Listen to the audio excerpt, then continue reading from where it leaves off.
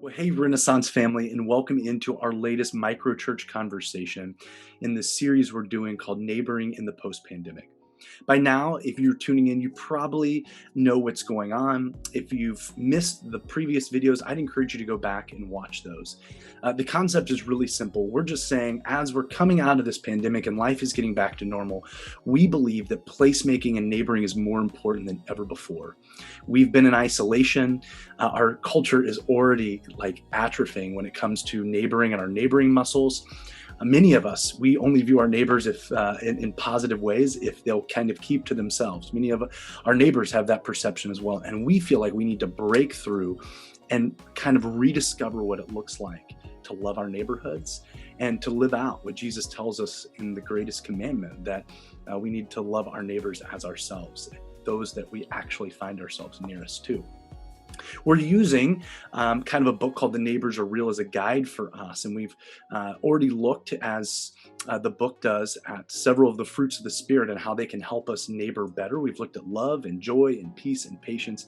And this one, I'm going to actually cover the next two together: kindness and goodness. In fact, let me start this way. I don't know if you've watched the show, but one of my wife and I's favorite shows is Ted Lasso.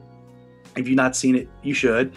Forewarning, there is some salty language in it, but I think every Christian needs to watch it because of some of the themes that kind of arise from it and what it has to say about us really living in the way of Jesus. The concept, if you've missed the show, is really simple. There's a woman who has won her husband's football club in the divorce that she's just had, this football club just outside of London.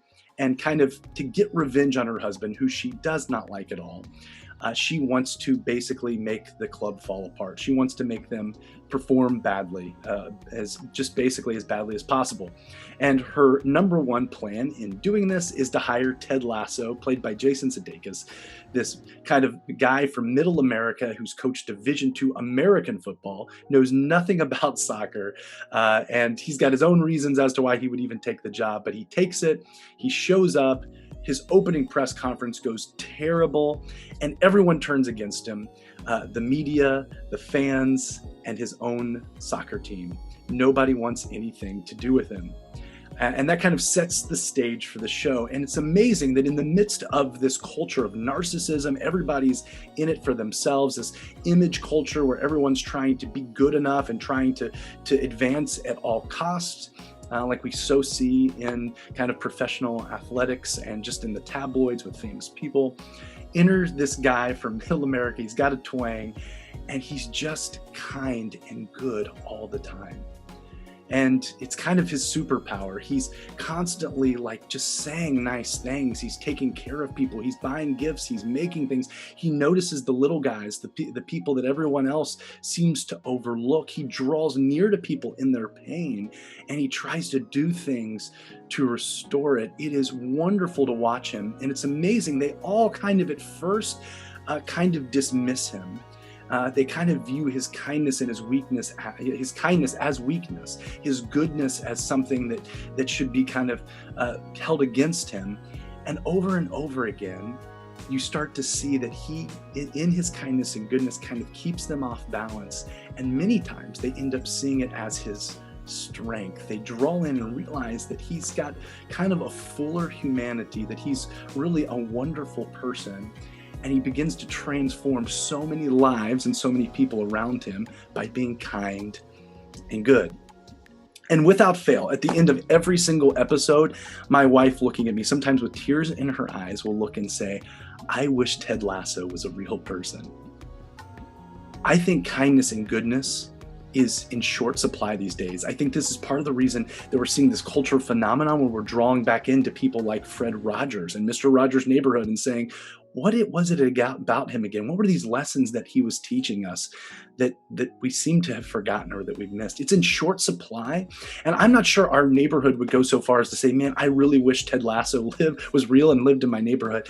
But I think a lot of people really need a Ted Lasso and really don't know how much they need a Ted Lasso in their neighborhood around them.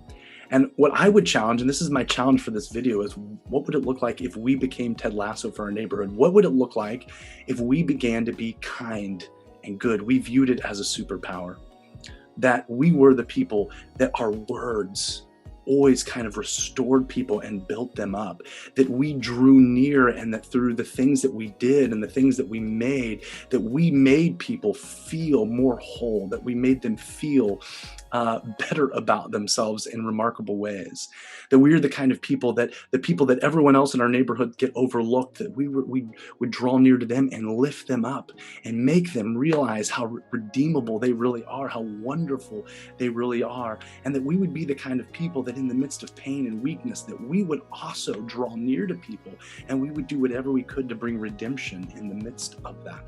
What would it look like if we began to view kindness and goodness as something that God wants to do through us? He wants in His Spirit to flow out of us to those around us. Now, kindness and goodness really isn't rocket science. It's not something that's all that difficult for us to understand when we see it, and when it becomes visible to us, it's awesome. But many of us never actually end up doing it, and or living it out in a real way. And it's because this is something that requires us to live out what we talked about in the very first video. We talked about love, and we said all these other 8 attributes really are descriptors of love. Love, it really happens at the intersection of proximity and availability. And in this case, we can't be kind and good from afar. I think many of us have wonderful intentions. We maybe even look at our neighbors and view them and think that they're nice, and we want to be kind and good, but we never actually create the time or the margin or the space for us to actually draw near to them, and for kindness and goodness to be able to flow out of us. I think many of us look through our windows and we're observers of our neighborhood much more than we are actually living in our neighborhood and lives with our neighbors. In fact, I love Preston Pouteaux in this book that we're following, talks about a famous instance with Bronislaw Malinowski, who famously went and studied tribes in Papua New Guinea back in 1914. And there's a famous picture, I actually Googled it, of him sitting in a tent surrounded basically by all the luxuries of being this European scholar, with all of these kind of tribes people right outside his tent, kind of looking at him. And his writings really were very unkind to them.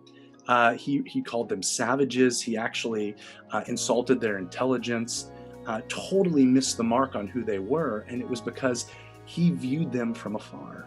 He never actually engaged them. He never actually did life with them. He was a casual observer. And many of us are casual observers of our neighborhood. And many times, I think that actually even means that we discount some of the beauty and wonder that is actually within just hundreds of feet of where we lay our head every single night.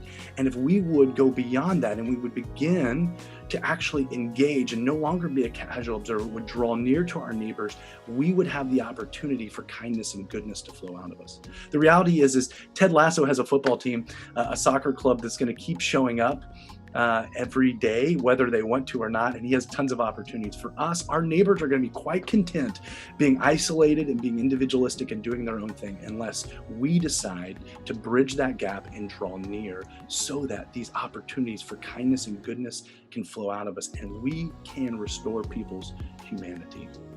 Friends, that is the challenge for you. Again, in this video is, what can we do to move beyond just some good intentions to actually see action taking place, for us to actually draw near and begin to look for ways to restore our neighbors, to restore our neighborhoods. Friends, I guarantee you, if you'll start to pay attention, there is wonder and beauty. God's already at work in your neighborhood. He just wants you to participate with him there, and doing and showing goodness and kindness is a way that you can partner with him in the everyday stuff of life. Until our next video, my hope is that you continue to draw near and don't forget the beauty that is just outside your door.